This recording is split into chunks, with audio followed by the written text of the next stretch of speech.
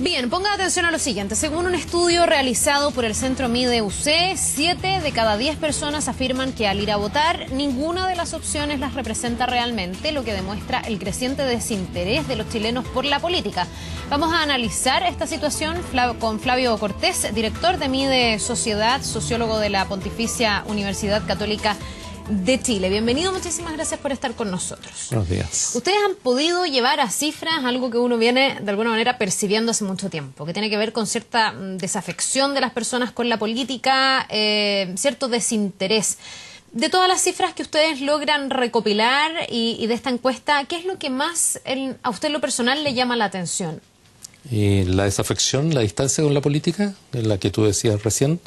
70% de las personas, 73, sienten que ninguna de las opciones políticas los representa, y lo que más me llama la atención es que 70% de esas personas no los representa ninguna opción ideológica, o sea, no se sienten interpretados ni por la derecha, ni por el centro, ni por la izquierda.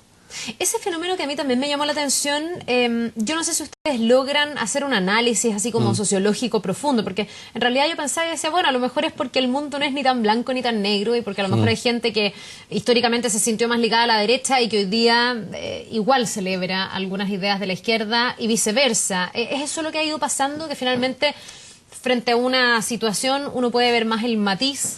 En parte sí, en parte también, o sea, ciertamente hay algo de eso, hay algo de que las barreras ideológicas se han ido difuminando con el paso del tiempo, pero también hay una distancia de la política muy fuerte. La gente no se siente representada por los partidos políticos, por las autoridades políticas, no tiene confianza en ellos, no siente que puede influir en la política. Todos los datos de la encuesta muestran que efectivamente ninguno de esos factores, confianza en los políticos, en las autoridades, posibilidad de eficacia de la política, o sea, sentir que pueden influir en la política, son altos, son todos muy bajos, y el 53% de las personas no participa absolutamente en nada y tienen un altísimo grado de descontento con la política. En una escala de 1 donde 1 era nada y 5 era mucho, las personas se ubican en el 4, sobre el 4 en descontento.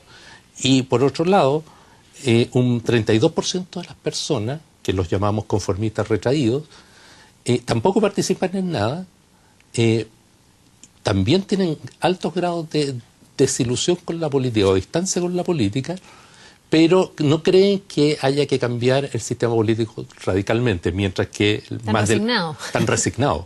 Pero los primeros, los desilusionados retraídos que llamábamos, sí creen que hay que cambiar radicalmente el sistema político. Ahora, esto es una paradoja, porque en el fondo es gente que, según lo que yo entiendo, es muy crítica de la situación actual, pero tampoco tiene interés, o al menos no tiene esperanzas o fe en participar. Entonces, es como la típica persona que se queda en su casa alegando, pero no hace mucho para cambiar la situación. Así es. Efectivamente, en ese sentido hablamos de retraimiento, de salida de la gente del ámbito político. Sin embargo, le interesan los temas políticos. Cuando les preguntamos si los temas políticos le interesan personalmente, dicen mayoritariamente que sí. Ahora, esto es como el huevo y la gallina, porque uno dice, ¿qué es lo que pasa? Que realmente la gente quiere participar, pero no están las instancias reales de participación, o las instancias de participación que existen no son aprovechadas porque la gente no confía en esas instancias de participación. Es curioso esto de creer que hay que cambiar las cosas, estar muy descontento con las cosas, pero a la vez no participar. Claro, porque ahí hay un problema de confianza y de percepción de eficacia. Yo participo si confío en el canal de participación y si creo que mediante mi participación puedo cambiar la situación. Y en este caso, en ambas dimensiones, confianza de la acción de uno y posibilidades de cambiar son muy bajas. ¿Ustedes logran en este estudio determinar las causas de esta desconfianza? La gente expresa por qué hoy día no confían en la política como contexto, digamos, o como concepto, pero también, por ejemplo, en esto, en que haya reales instancias de participación. ¿Por qué la gente siente que incide tan poco? Bueno, sin duda, preguntamos sobre emociones. ¿Qué emociones las asocian a la política? Y son emociones predominantemente negativas. Y la encuesta se realiza en un periodo con un trasfondo donde han habido en forma recurrente, y hoy día ustedes en el programa acaban de ver una de las consecuencias de de la élite deportiva, de la élite dirigencial deportiva. En todos los casos ha habido, durante el año pasado y el año antepasado, casos de tráfico de influencias, corrupción, colusión o abusos. O sea, en la élite religiosa, en la élite política, en la élite empresarial, en la élite deportiva, en la élite económica, en la élite financiera. Tenemos siempre un trasfondo de acciones donde lo que es declarado no se compadece con lo hecho. ¿Ustedes, primera vez que hacen esta encuesta, tenían estudios anteriores? No, primera vez que teníamos estudios de opinión, pero primera vez que incorporamos factores psicosociales al estudio de la opinión pública. Ya, porque en el fondo uno también se pregunta cómo ha ido evolucionando esto. Es bien interesante en el fondo contextualizar esta encuesta en el momento que estamos viviendo, con casos de financiamiento irregular de la política, con casos de corrupción, etcétera.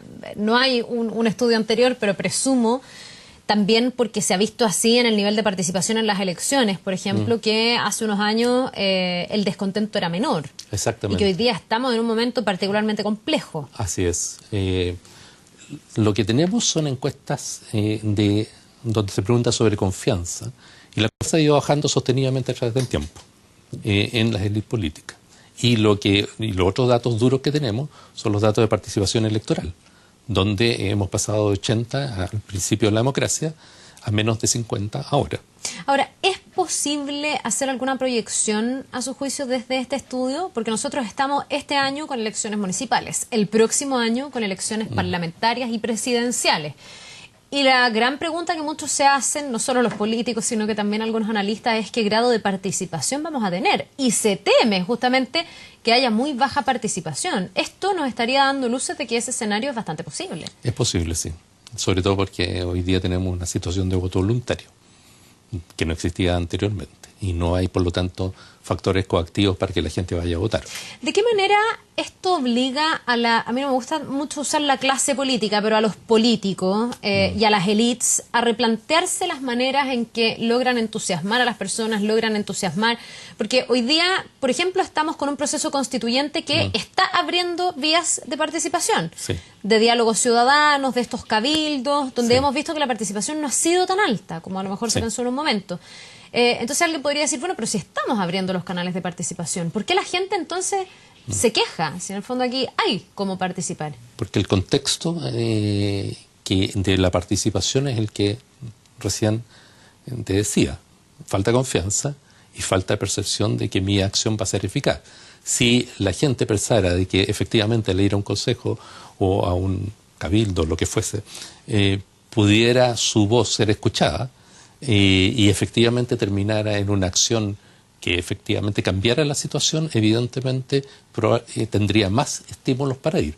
¿Ustedes logran ahí estratificar quiénes son las personas más participativas, con más ganas de participar, las que mejor evalúan el sistema versus aquellas más, a lo mejor, no sé, pesimistas, que no están tan contentos, etcétera? Cuando siempre se dice que los jóvenes están muy alejados de la política, que no están ni ahí, se viene diciendo hace tanto tiempo, y que la gente adulta sería la más participativa, etcétera. ¿Ustedes han podido demostrar eso con los números? Es bastante transversal y bastante homogéneo, o sea, no hay grandes diferencias, pero en el grupo que nosotros denominamos desilusionados rebeldes, que es el grupo que tiene muy alto nivel de insatisfacción con la política, pero participa, ¿ya? Básicamente a través de acciones colectivas en la calle, contacto con representantes políticos y redes sociales, ya sea redes sociales. Ahí, por ejemplo, los líderes estudiantiles que hemos visto podrían ser eso, los que piensan que el sistema está mal, pero que piensan que está en sus manos el poder cambiarlo. Exacto. Y participan y se movilizan. Y hay una percepción superior de autoeficacia, o sea que pueden lograrlo. Y esas personas además son las que aprovechan estas instancias de participación y empujan, me imagino, para que se abran otras instancias. Exacto. Ese grupo es ligeramente más joven que el resto y es más educado. Tiene educación de nivel superior en mayor proporción que el resto. Y ese como adulto entusiasta, incluso siempre se habla de los adultos mayores, que como que son los primeros que se levantan a votar. ¿Ustedes lo ven reflejado en sus estudios o ahí también es súper disímil, caso a caso, digamos, una persona contra otra? Lo que pasa es que la conducta de voto no hace diferencia. Cuando uno ve si la gente vota o no vota y después analiza si participa políticamente o no, no hay diferencia. O sea, el voto no es predictivo de participación. Ahora, yo, tanto que hemos hablado de la participación, me pregunto cuál es la dimensión de la participación. Porque en realidad, no sé, uno podría ir a votar, por ejemplo, pero no participar en nada más. Exacto. ¿Eso se considera como una persona que sí participa o como que no participa? Finalmente, ir a votar, bueno, hoy día es voluntario, pero en el fondo, es un deber ciudadano mínimo el ir a votar. No sé si eso se considera ser muy participativo en materia política. Tratamos de incorporar el voto como factor de participación, pero nos dimos cuenta que no se correlacionaba, o sea, no cambiaba al mismo tiempo que la participación organizándose o la participación en clubes o en juntas de vecinos, o en asociaciones que fueran sociales pero con fines políticos, por ejemplo, defensa de animales o medio ambiente. Ya, y participar no tiene que ver, por ejemplo, con militar en un partido político. Eso es una cosa más... demasiado más comprometida. Porque además meter esa variable o ese factor en el análisis es inútil, porque en estos momentos, si la gente reconoce adscripción ideológica, orientación ideológica, es la minoría, y la gente que milita es la ínfima minoría.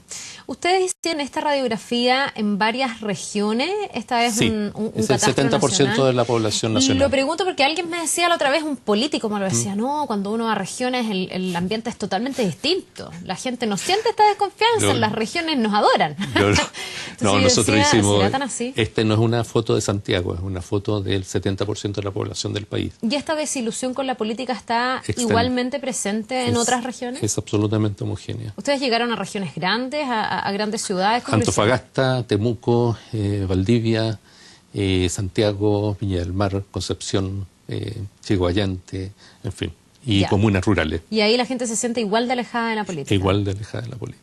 Ya, es súper interesante la reflexión que haya sobre esto y también, yo no sé si ustedes alcanzan a explorar caminos de solución o alguna propuesta para que se recobre la confianza o todavía estamos en la etapa como de la radiografía. Estamos en la radiografía, pero creemos que mientras no cambien los canales políticos de participación es muy difícil que la gente se sienta motivada a participar. O sea, en otras palabras, si uno mira la experiencia internacional, ¿dónde cambia la política en Estados Unidos? En el uso intensivo de redes sociales. Obama le gana a Hillary Clinton usando extensivamente el contacto a través de Internet y la organización de actores sociales locales a través de Internet. Eso en Chile no ha ocurrido.